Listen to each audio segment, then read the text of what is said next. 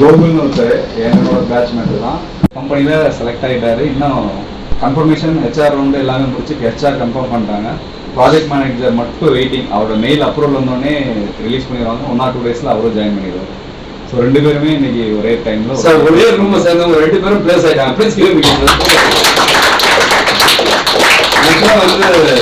So projects எல்லாமே பார்த்தீங்கன்னா இங்கே வந்துட்டு ஃபஸ்ட்டு எனக்கு டாட்நெட்னா என்னன்னே தெரியாது. நான் ஃபஸ்ட்டு ஸ்டார்ட்டை கேட்கும்போது அவர் வந்து எனக்கு ஜாவா தான் நான் கேட்பேன். எனக்கு ஜாவானா தெரியும், பைத்தான் தெரியும். பட் அப்படின்னு எனக்கு வந்து அவர் வந்து இல்லை டாட்நெட் நீங்கள் பண்ணுங்கள், உங்களால் பண்ண முடியும்னு சொல்லியிருந்தாரு. ஸோ அவர் கைடன்ஸில் வந்து டாட்நெட் எடுத்து அப்போ தான் புதுசாகவே நான் பார்க்குறேன். டாட்நெட்னா என்ன அப்படின்றதே எனக்கு தெரியாது. ஜாவா தெரியும், பட் டாட்நெட் நான் பண்ண வேண்டி பண்ணியிருந்தேன். ஸோ அதில் ப்ராஜெக்ட்டுக்கு என்னென்ன பண்ணலாம், என்னென்ன மாதிரி ப்ராஜெக்ட் பண்ணும்போது ஃபஸ்ட்டு அவர் கொடுத்த ஐடியா என்னென்னா, உங்களுக்கு தெரிஞ்ச ஃபீல்டு, இப்போ ஒரு ப்ராஜெக்ட் பண்ணிங்கன்னா உங்கள் ரிலேட்டடாக ஏதாவது ஒரு ஃபீல்டு, உங்களுக்கு தெரிஞ்சவங்க ஒரு கம்பெனி இல்லை உங்கள் ஃப்ரெண்டோட ஒரு பிஸ்னஸ், அந்த மாதிரி இதில் ப்ராஜெக்ட் பண்ணிங்கன்னா ப்ராஜெக்ட் எக்ஸ்பிளைன் பண்ணால் உங்களுக்கு ஈஸியாக இருக்கும். இன்டர்வியூவர் வந்து நீங்கள் ப்ராஜெக்ட் பண்ணியிருக்கீங்கன்னா ஃபஸ்ட் இடத்துல இது வரைக்கும் நான் போன எல்லா இன்டர்வியூலையும் ஃபஸ்ட்டு கேட்டது எக்ஸ்பிளைன் யுவர் ப்ராஜெக்ட் அப்படின்னா ஃபஸ்ட்டு கொஸ்டின் எக்ஸ்பிளைன் யுவர் ப்ராஜெக்ட்னா உங்களுக்கு தெரிஞ்சாதான் அதோட பேசிக் பிஸ்னஸ் லாஜிக்னு சொல்லுவாங்க. அந்த பிஸ்னஸ் லாஜிக் தெரிஞ்சாதான் உங்களால் அதை எக்ஸ்பிளைன் பண்ண முடியும். நீங்கள் அந்த ப்ராஜெக்டை கான்ஃபிடென்ட்டாக 95%, 80% கான்ஃபிடென்ட்டாக சொல்லிட்டீங்கனாலே இவர் செலக்டர். இன்னைக்கு கோகுல் அப்படி தான் செலக்ட் ஆனது. கோகுல்ட்டு வந்து டெக்னிக்கலாக எந்த கொஸ்டினுமே கேட்க கிடையாது.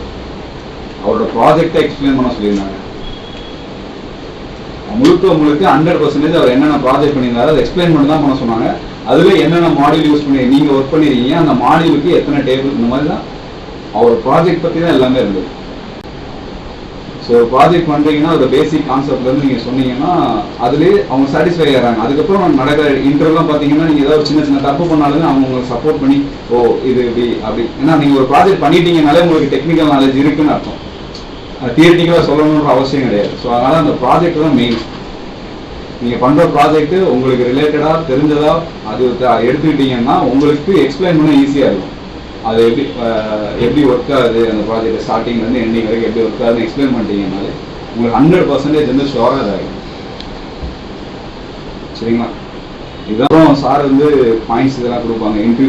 இன்டர்வியூ பர்ஸ்பெக்டிவ்ல வந்து கொஸ்டின் அண்ட் ஆன்சர் அதெல்லாம் கொடுப்பாங்க. அது தியரிட்டிக்கல்.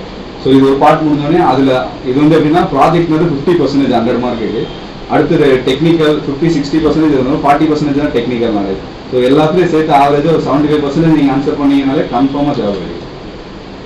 சரிங்களா? ஸோ கம்யூனிகேஷன்றது ஃபஸ்ட்டு உங்கள் ஃப்ரெண்ட்ஸு கூட நீங்கள் பேசி பழகுங்க.